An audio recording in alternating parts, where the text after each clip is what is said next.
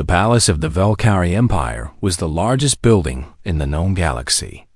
It stood on the planet Velkith, a world of purple skies and silver mountains. The palace walls were made of a strange crystal that glowed with soft blue light. The ceilings rose so high that clouds sometimes formed inside the great halls. For 10,000 years, the Valkyrie had ruled from this place. They controlled 1,000 star systems. They commanded fleets that could destroy entire planets. They believed they were the greatest species in the universe. Queen Sylveth sat on her throne and watched the human delegation enter her hall. She had 4 eyes, like all Valkyrie, and her skin was the color of pale silver. She wore robes of deep purple that flowed around her like water. On her head sat a crown made of living crystal that pulsed with light. She had ruled for 300 years. She had seen many species come to her court. None of them had ever impressed her. The humans walked slowly across the great hall. There were 12 of them. They looked so small compared to the Valkyrie guards who stood along the walls. The Valkyrie were tall, nearly 8 feet, with 4 arms and bodies built for war. The humans were short. They had only 2 arms. Their skin was soft and easily damaged. Queen Sylveth did not understand how such weak creatures had ever left their home planet. Ambassador Lisa Carter walked at the front of the group. She was a woman of middle age with gray hair and sharp eyes. She had spent 20 years learning about alien cultures. This was the most important mission of her life. The Valkyrie Empire was powerful beyond imagination. If humanity could form an alliance with them, it would change everything. Behind the ambassador walked several diplomats and officers. They wore formal uniforms of dark blue with gold buttons. They carried no weapons. The Valkyrie had made it clear that weapons were not allowed in the presence of the Queen. At the very back of the group walked a man who looked different from the others. He wore a simple uniform with no medals and no decorations. He was not tall. He was not short. He had brown hair that was starting to show some gray. His face was ordinary. If you saw him on a street, you would not remember him 5 minutes later. His name was Daniel Gray, and he held the rank of sergeant. Daniel had not wanted this assignment. He preferred quiet work. He preferred to stay in the background where no one noticed him. But his commanding officer had insisted. The diplomatic mission needed security, and Daniel was one of the best soldiers in the fleet. So here he was, walking through an alien palace, trying very hard to be invisible. Queen Sylveth looked at each human in turn. Her 4 eyes moved independently, studying faces and postures and movements. She noted the ambassador's confidence. She noted the nervousness of the younger diplomats. And then her gaze passed over Daniel Gray, and she felt nothing at all. He was just a soldier, a guard, a servant to more important people. She dismissed him from her mind and focused on the ambassador. Ambassador Carter stopped at the proper distance from the throne and bowed in the human way. The other diplomats did the same. Daniel simply nodded his head slightly. He knew that deep bows could be seen as weakness in some cultures. He had learned to be careful. "Your Majesty," Ambassador Carter said, "the people of Earth thank you for receiving us. We come in peace, seeking friendship between our peoples." The Queen listened to the words through a translation device in her ear. The human language was strange to her. It was full of soft sounds and short words. It seemed like a simple language for a simple species. "You are welcome in my court," the Queen replied. Her voice was deep and musical. "The Valkyrie Empire has watched your species for some time. You are young. You have only traveled among the stars for 300 years. We have done so for 10,000. We have much to learn from you," Ambassador Carter agreed. "And perhaps in time we may have something to offer in return." The Queen almost smiled at this. What could humans possibly offer the Valkyrie? Their ships were slow and weak. Their weapons were primitive. Their bodies were fragile. They lived such short lives, barely 100 years if they were lucky. The Valkyrie lived for 500 years or more. They had forgotten more than humanity would ever know. "Perhaps," the queen said, not believing it for a moment, "you will stay in our guest quarters. My servants will see to your needs. In 3 days, we will discuss the terms of any agreement between our peoples." The ambassador bowed again. "You are most generous, Your Majesty." The audience was over. The humans were led away by Valkyrie servants to their quarters in the eastern wing of the palace. Daniel walked at the back of the group, as always. He looked at everything. He noted the positions of the guards. He counted the doors and windows. He memorized the path they took. It was habit. He could not help it. The guest quarters were large and beautiful. Each human had their own room with a bed that floated on a cushion of energy. The walls could change color at a touch. The windows looked out over gardens filled with plants that glowed in the darkness. It was impressive. Daniel did not trust any of it. That night, the humans gathered in the main room of their quarters. Ambassador Carter spoke to them about the importance of the mission. She reminded them to be polite, to be patient, to be humble. The Valkyrie were proud. They did not like species who acted as equals. Daniel stood by the door, listening but not speaking. He did not have opinions about diplomacy. He was just there to keep everyone safe. That was his job. That was all he wanted to do. Captain Amy Warren, the head of the security team, came to stand beside him. She was a tall woman with red hair and a face full of freckles. She had known Daniel for 5 years. She knew what he had done. She knew why he preferred to stay in the shadows. "You doing okay?" she asked quietly. "Fine," Daniel said. "The Valkyrie guards were watching you during the audience. They watch everyone. They watched you more than the others." Daniel shrugged. "I am not important. They will figure that out soon enough." Amy looked at him for a long moment. She wanted to say something, but she knew Daniel would not want to hear it. So she just nodded and walked away. Daniel stayed by the door for another hour. He watched the diplomats talk and laugh and drink the strange purple wine the Valkyrie had provided. He did not join them. He did not belong with them. He was just a sergeant, just a soldier, just a man trying to forget the things he had done. Outside the window, the alien stars burned in an alien sky. Somewhere out there, the universe continued its endless turning. And in the great palace of the Valkyrie Empire, a queen went to sleep believing she understood everything about the small, weak species called humanity. She was wrong. 3 days passed in the palace of the Valkyrie Empire. The human diplomats spent their time in meetings with Valkyrie officials. They discussed trade routes and resource sharing and cultural exchanges. The talks were slow and difficult. The Valkyrie treated the humans like children who needed to be taught how to behave. Ambassador Carter smiled and nodded and kept her anger hidden deep inside. Daniel Gray spent those 3 days doing his job. He walked the corridors of the palace. He memorized every turn and every door. He watched the Valkyrie guards and learned their patrol patterns. He found the exits and the hiding spots and the places where a person could disappear if they needed to. He did not expect trouble, but he always prepared for it anyway. The Valkyrie servants watched him with curious eyes. They were not used to humans who moved so quietly. Most of the human diplomats were loud and clumsy. They bumped into things. They got lost in the endless hallways.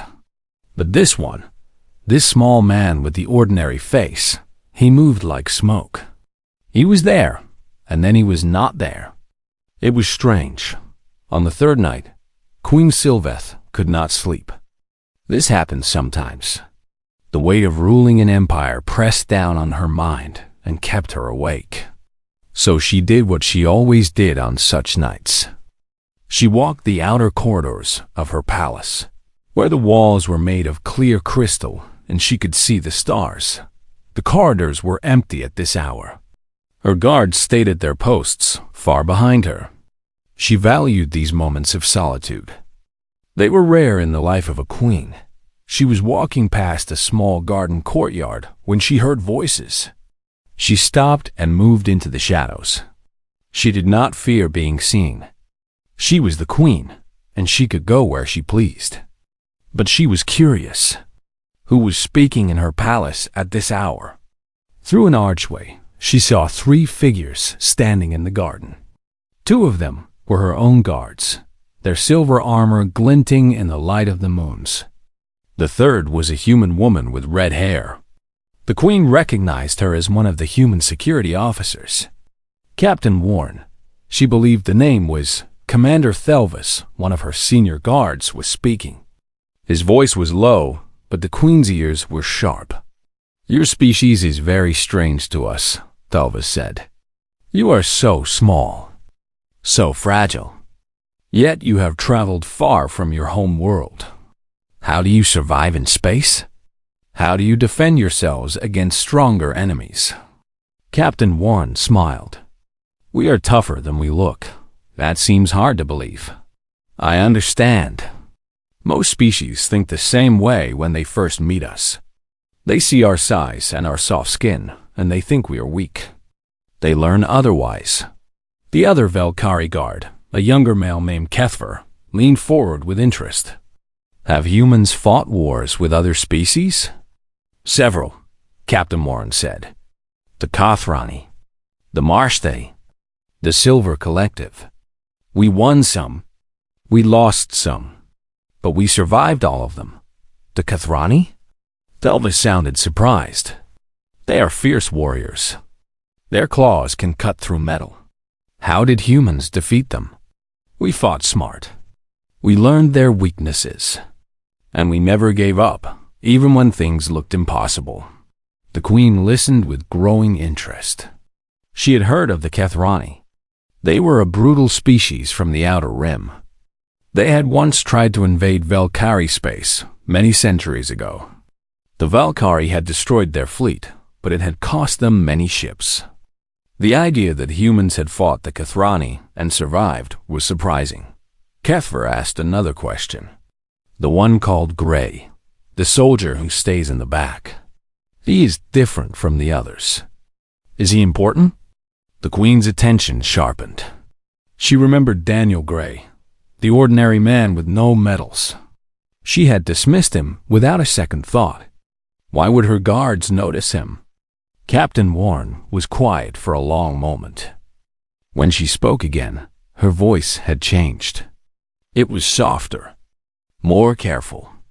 "Sergeant Gray is not someone we talk about easily. Why not?" Thelvis asked. "Is he a criminal? A spy?"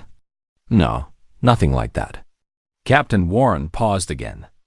"Have you heard of Arden Colony?" The guards shook their heads. The queen had heard of it. Her intelligence officers had mentioned it in a report.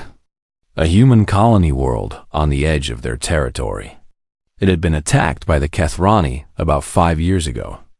The report said the colony had survived, but the queen had not paid attention to the details. Human colonies were not important to her. Arden was a small world. Captain Warren began. About 8,000 colonists. Farmers mostly, scientists, families with children. The planet was far from any military base. It was supposed to be safe. But it was not safe, Kethver said. No, the Kathrani came without warning. They sent 300 warriors in 12 ships. They wanted the planet for its resources. They did not care about the colonists. They planned to kill them all. The queen felt a chill run through her. 300 Kathrani warriors against civilian farmers. It would have been a slaughter. The colony had only 40 soldiers, Captain Warren continued. 40 soldiers against 300 Kathrani. No heavy weapons. No air support. No reinforcements for 6 days. Everyone knew what would happen. Everyone expected the colony to fall, but it did not fall, Talva said slowly. No, it did not. How is that possible? Captain Warren looked up at the alien stars. Daniel Gray happened. The Queen leaned closer, her 4 eyes wide. Gray was just a corporal then, not even a senior soldier. But when the Kethrani landed, the commanding officer was killed in the first attack. So was the lieutenant. The chain of command was broken. Everyone was scared. Everyone was ready to give up. And Gray? Gray stood up. He gathered the surviving soldiers. He organized the civilians who could fight. He looked at an impossible situation and refused to accept that it was impossible. He said one thing that everyone still remembers. He said, "We are not going to die here. Not today. Not ever. We are going to make them regret coming to our world." The Queen felt something strange in her chest. It might have been respect. It might have been fear. She was not sure. What did he do? Kepher asked, his voice barely above a whisper. He turned 40 soldiers and 200 civilians into an army. He did not try to defend a perimeter. He knew they would lose that fight. Instead, he went on the attack. He used the night. He used the land. He used every trick and trap and weapon he could find or make. He became a ghost. The Kethrani never knew where he would strike next. 6 days, Talva said. He held them for 6 days? He did more than hold them.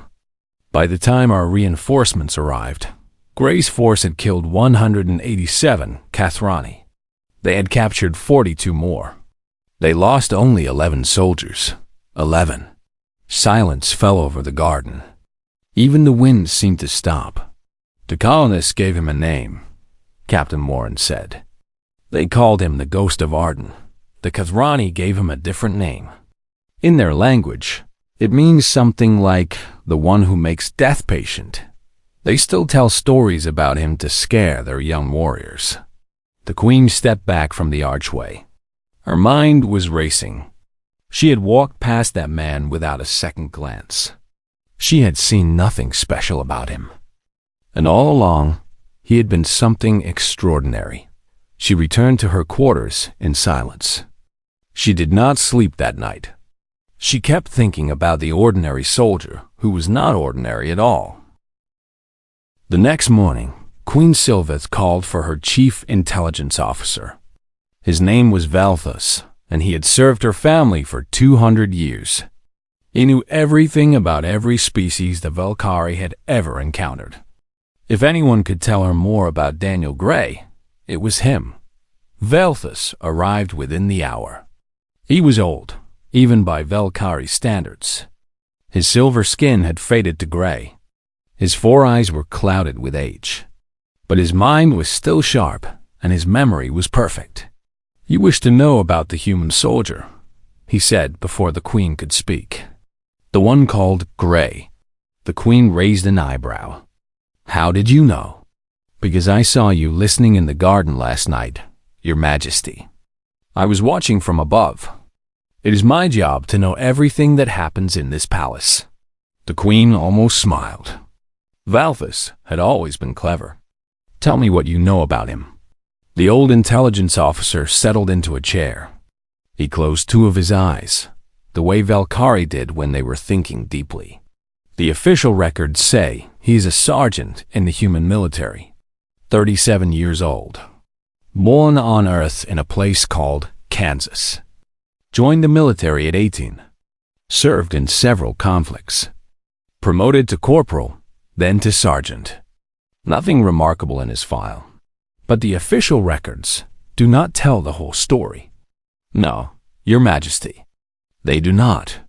Valthus opened his eyes and looked at the Queen. "What do you know about the Battle of Arden Colony?" "Only what I heard last night. That he defended it against impossible odds." That is the simple version. The truth is more complicated and more impressive. The Queen leaned forward. "Tell me, when the Kethrani attacked Arden, they did not come for a quick raid. They came to establish a permanent base. They brought supplies for a long occupation. They brought breeding females. They intended to turn Arden into a forward position for future attacks against human space. I did not know this. Few people do. The humans kept it quiet. They did not want to cause panic among their other colonies. Valthus continued. Gray understood immediately what the Kethrani were planning. He knew that if they established their base, it would threaten every human world in that sector. So he did not just fight to survive. He fought to make the Kethrani give up. To make them believe that Arden was not worth the cost. How? On the first night, while the colonists hid in underground shelters, Gray took 6 soldiers and attacked the Kethrani command ship. They climbed the hull in the darkness. They planted explosives on the communication array. When the array exploded, the Kethrani lost contact with their fleet. They could not call for help. They could not report their position. They were alone. The Queen nodded slowly. It was a bold move, and a dangerous one. On the second night, Gray led a raid on their supply depot. He did not try to destroy it. Instead, he poisoned their food supplies with a chemical that made the Kethrani sick. Not enough to kill them, just enough to weaken them, to make them afraid of everything they ate. Psychological warfare, the Queen said. Exactly. Gray understood that the Kethrani were not used to fear. They were predators. They expected their prey to run and hide. Instead, Gray became the predator. He hunted them. Valthus shifted in his chair. By the third day, the Kethrani commander was losing control of his warriors. They were scared. They were sick. They did not know how many enemies they were facing. Some of them thought the humans had hidden armies underground. Others thought the planet itself was cursed. The commander ordered his warriors to stay together, to form defensive positions. It was exactly what Gray wanted. Why? Because when the enemy groups together, they become an easy target. Gray used the colonists to build traps all around the Kethrani position. Pits filled with sharpened stakes. Tripwires attached to explosives. False trails that led into ambush. He turned the entire area into a killing ground. The Queen felt a strange sensation. It took her a moment to recognize it. It was admiration. On the fourth night, Gray did something that the Kethrani still talk about. He captured one of their warriors alive. He did not hurt the warrior. Instead, he talked to him. He learned about Kethrani culture. He learned what they feared. And then he let the warrior go. He let him go? Yes, but first, he made sure the warrior saw something. Gray had arranged the bodies of the dead Kethrani in a pattern. A symbol that, in Kethrani culture, means death watches you. When the warrior returned to his camp and told the others what he had seen, 12 Kethrani warriors killed themselves rather than face whatever demon was hunting them. The Queen sat back in her throne. This is not possible. One human did all of this? One human led it. But he did not do it alone. He inspired the colonists to fight. Farmers and scientists became warriors under his command. Children helped build traps. Old people served as scouts. Gray turned a helpless colony into a fortress of human determination. Valthus paused. There is one more thing, Your Majesty. On the fifth day, the Kethrani commander finally decided to attack in full force. He gathered all his remaining warriors, nearly 200, and led them against the human position.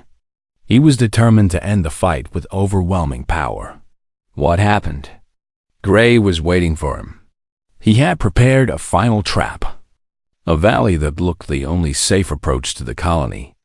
The Kethrani marched into it, expecting an easy victory. Instead, they found a river of fire. Fire? The colonists had spent a year building fuel storage tanks for their farming equipment. Gray had emptied every tank and filled the valley with fuel. When the Kethrani were in the center, he lit it. 73 warriors died in the fire. The rest broke and ran. The queen was silent for a long moment. When the human reinforcements finally arrived on the 6th day, they found Daniel Gray standing in the middle of the burned valley. He was covered in ash and blood. He had not slept in 3 days. He had a broken arm and a wound in his leg that had gone untreated. But he was alive, and so were most of the colonists. What did the humans do with him? They tried to make him a hero. They gave him medals. They offered him promotions. They wanted to put his face on recruitment posters. Do you know what Gray did? The queen shook her head. He refused everything. He asked only to be transferred somewhere quiet, somewhere no one would know his name. He said he was not a hero. He said he just did what any soldier would do. He asked people to forget about him, but they did not forget. No, Your Majesty, they did not. The soldiers call him the ghost of Arden. The colonists worship him like a god. And the Kafrani, they fear him. They have sworn that if they ever see him again, they will run, because they believe he cannot be killed. The queen stood and walked to her window. Outside, the sun was rising over her empire. She had ruled for 300 years. She had seen warriors and kings and emperors. She had never seen anything like Daniel Gray. Bring him to me, she said. I want to speak with him. Valthus bowed his head. As you wish, Your Majesty. That evening, Daniel Gray was escorted to the Queen's private study. He did not know why she had summoned him. He had done nothing wrong during the diplomatic visit. He had stayed quiet and followed orders. He had not caused any problems, though Captain Warren walked with him through the palace corridors. She looked worried. Do you know what this is about? Daniel asked. I think so, Amy said. I talked to some of her guards last night. I told them about Arden. Daniel stopped walking. His face did not change, but something in his eyes grew cold. Why did you do that? They asked about you. They noticed you were different. I thought it might help the diplomatic mission if they understood that humans are not as weak as they think. I do not want people to know about Arden. You know this. Amy sighed. I know. I am sorry. But the Queen asked to see you specifically. She must have heard somehow. Daniel was silent for a long moment. Then he started walking again. It does not matter. I will talk to her. I will tell her the truth. And then maybe she will lose interest. The truth? That I am not special. That I am just a soldier who got lucky. Amy looked at him. She had known Daniel for 5 years. She had seen the scars on his body. She had read the reports from Arden. She knew that luck had nothing to do with what he had done. But she also knew that he would never believe that they reached the Queen's study. The guards at the door stepped aside. Amy touched Daniel's arm. Be careful, she said. She is powerful. She is used to getting what she wants. Daniel nodded and walked through the door. The Queen's study was smaller than Daniel had expected. It was a room made for thinking, not for showing off. The walls were lined with books written in languages Daniel could not read. A single window looked out over the palace gardens. The Queen sat in a simple chair near the window. Watching him enter, Daniel stopped at a respectful distance and bowed his head slightly. Your Majesty, Sergeant Gray. The Queen studied him with all 4 of her eyes. Thank you for coming. I did not think I had a choice. The Queen almost smiled. You are direct. I appreciate that. Most beings who come to my court spend their time flattering me. It becomes tiresome. Daniel said nothing. He waited. The Queen stood and walked toward him. She was taller than him by more than 2 feet. Her robe swept the floor as she moved. She circled him slowly, looking at him from every angle. When you arrived at my palace, I did not notice you at all. You were invisible, a shadow in the back of the group. I thought you were nobody. I am nobody, Daniel said. That is not what I have heard. The queen stopped in front of him. You are the ghost of Arden. You are the human who broke the Kethrani. You are the soldier who turned impossible defeat into impossible victory. I am a sergeant. That is all I am. Do not lie to me. The queen's voice grew harder. I have ruled this empire for 300 years. I have seen warriors from 100 species. I know the difference between an ordinary soldier and something more. You are something more. Daniel met her gaze. His eyes were calm. With respect, Your Majesty, you are wrong. What happened at Arden was not about me. It was about the colonists. It was about people who refused to die. I gave them direction. I gave them a plan. But they did the fighting. They did the dying. They were the heroes. Not me. You killed nearly 200 Kethrani warriors. We killed them. Together. I did not do it alone. Your people call you a legend. My people are wrong. The queen studied him for a long moment. In all her years of ruling, she had never met anyone like this. Warriors in her empire fought for glory. They bragged about their victories. They demanded recognition. This human had done something extraordinary, and he acted like he was ashamed of it. Why do you hide from your fame? She asked. Daniel was quiet for several seconds. When he spoke, his voice was softer. Because fame is built on death. 187 Kethrani died at Arden. 11 of my soldiers died. 23 colonists died. Every time someone calls me a hero, I think about those numbers. I think about the faces of the people I could not save. I do not want to be celebrated for that. The queen felt something shift inside her. She had expected arrogance or false humility. She had not expected honest pain. You carry guilt, she said. For winning? I carry guilt for the ones who did not get to win. A soldier named Jacob Reed. He was 22 years old. He threw himself on a Kethrani warrior to save 3 children. He died in seconds. A woman named Carol Dunn. She was a farmer. She had never held a weapon before. She held the defensive line for 6 hours while I led a raid. A Kethrani killed her 30 minutes before the reinforcements arrived. I remember all of them. I remember every name. The queen walked back to her chair and sat down. Her 4 eyes never left Daniel's face. In my culture, a warrior is judged by how many enemies he has killed. The more death you bring to your enemies, the greater you are. We do not mourn the losses. We celebrate the victories. That is one way to see it, Daniel said. You think we are wrong? I think every death has a cost. Even the deaths of enemies. When you take a life, something inside you changes. If you do not feel that change, then you have lost something important. I killed many Kethrani at Arden. Some of them were young. Some of them were probably scared. They were my enemies, but they were also living beings who had family somewhere. I do not celebrate their deaths. I accept them as necessary. That is different. The queen considered his words. They were strange to her.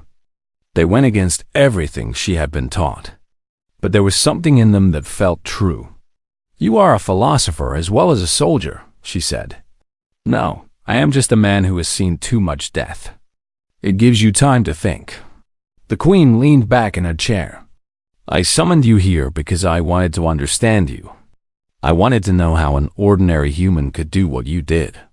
Now I think I understand something else. Something bigger. What is that? Your species is not weak. You are not primitive. You are something that we have never encountered before. You are creatures who feel the weight of every action, who carry the burden of every choice, and who keep fighting anyway. That is not weakness.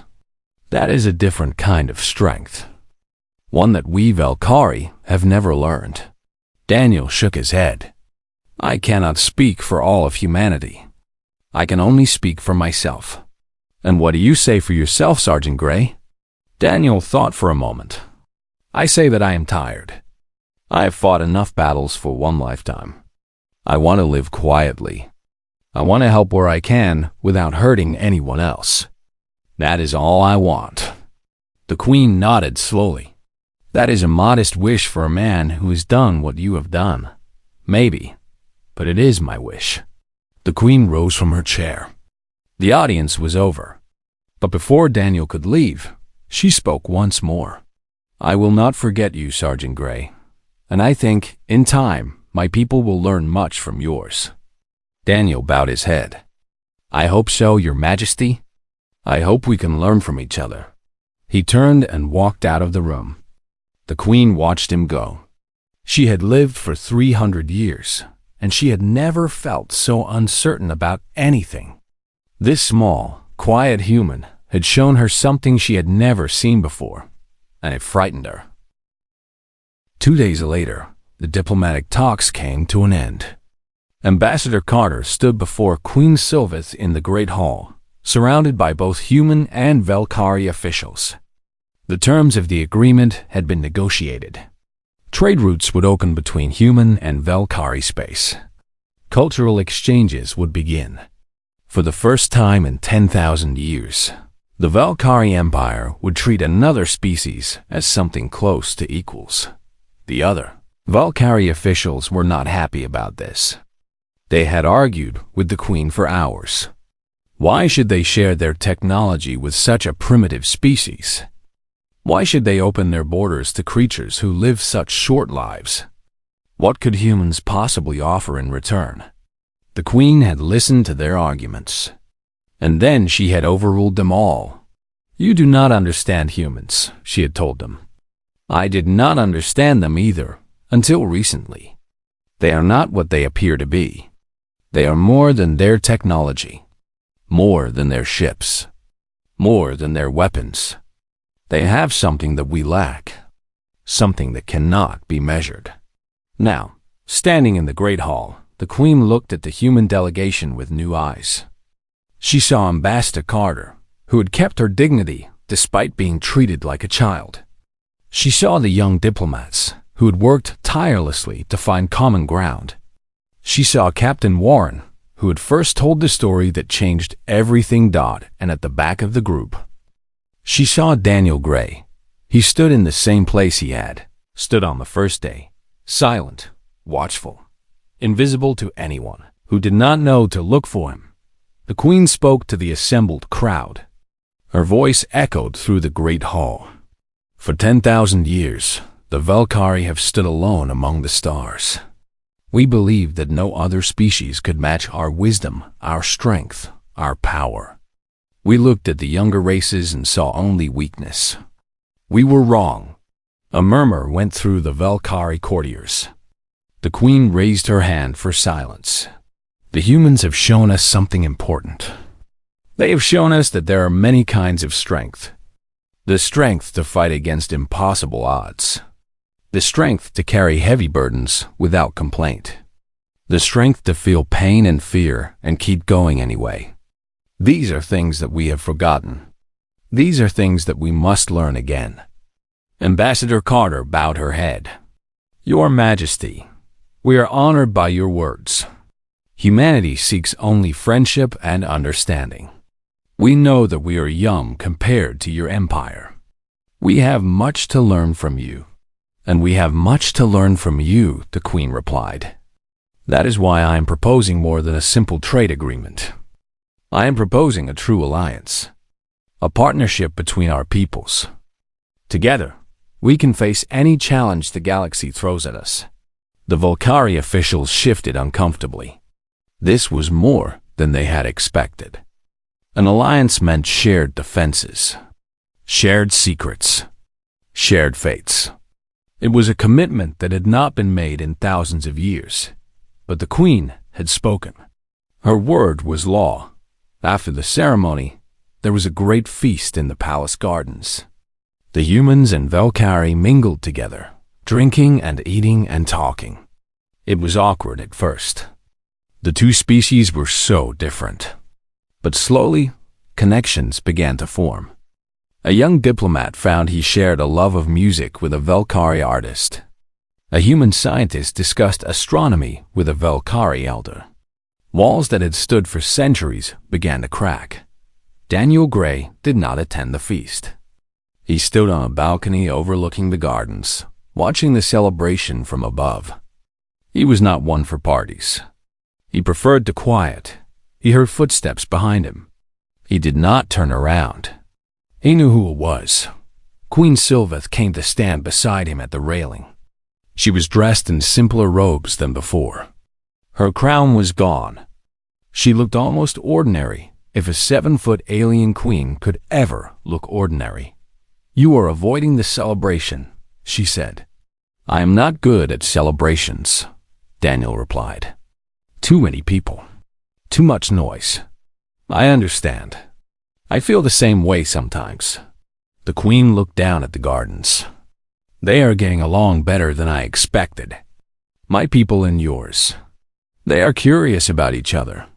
That is a good start." "Yes, it is." They stood in silence for a long moment. The sounds of the feast drifted up to them. Laughter, music, voices raised in conversation. It was the sound of two species learning to be friends. "I have thought much about what you told me," the queen said. "About the weight of death. About the cost of taking lives. It is a strange idea to me, but I think I'm beginning to understand it. It is not an easy thing to understand. I hope you never have to learn it the way I did." The queen turned to look at him. "You said you wanted to live quietly, to help without hurting. Do you think that is possible for someone like you?" Daniel was quiet for a moment. "I do not know. The universe does not always let us choose our paths. I wanted to be invisible here. I wanted no one to notice me. But you noticed. Your guards noticed.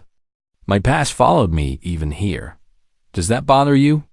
"Yes and no. I cannot change what I have done. I cannot undo Arden, but I can choose what to do next. I can choose to be more than the ghost of Arden. I can choose to be just Daniel Gray, a man who wants peace." The queen nodded slowly. "I think you are wiser than you know, Sergeant Gray, and I think your species is lucky to have you. We are lucky to have each other. That is the truth of humanity. We are not strong alone. We are strong together. Every battle I've ever won was won because other people stood beside me. I am nothing special. I am just one part of something larger." The queen smiled. It was a strange expression on her alien face, but it was genuine. "That is exactly what makes you special. You do not see yourself as above others. You see yourself as part of them. That is a rare quality in any being." Daniel finally turned to look at her. "You could be the same way, Your Majesty. You rule an empire. You have more power than anyone I have ever met. But you chose to listen to a common soldier.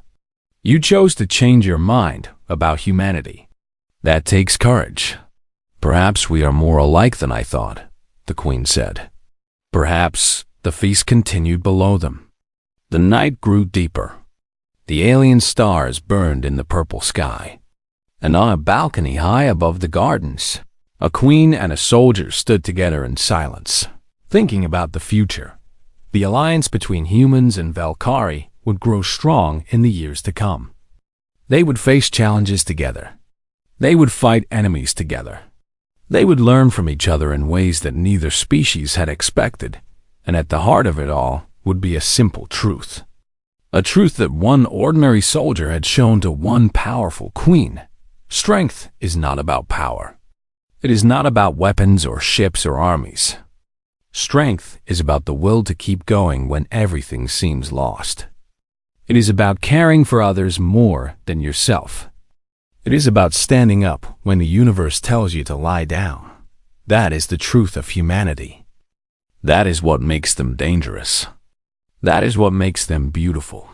The Queen never forgot Daniel Gray. Years later, when historians wrote about the alliance between humans and Velkari, they would mention the official ceremonies and the trade. agreements, and the diplomatic negotiations. But those who knew the real story would tell it differently. They would say that everything changed because of a queen who listened and a soldier who refused to be called a hero. And they would say that the galaxy was never the same again.